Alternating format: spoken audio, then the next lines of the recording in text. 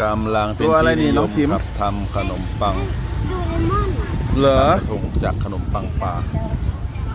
โดเรมอนเหรอ ไว้ฮะค น้องหน่อย โดเรมอนน้องหน่อยนี่โดเรมอนตัวเมียหรือตัวผู้ ำอู้อะไรน่าหน่อยนะ เฮ้ยยะเอาละสิดูแบบนี้จะเป็นแบบไหน ไม่ได้วาดเลยบอกวาดอะไร รอดู วาด นี่ อะไร คนออกแบบ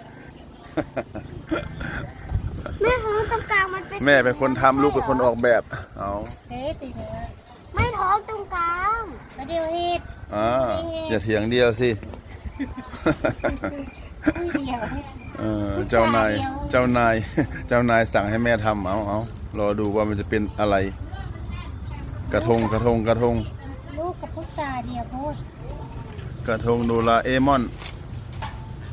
เมื่อคืนของน้องหน่อยตัวเมื่อวานนี้บาทนี่เนาะน้องหน่อยเนาะ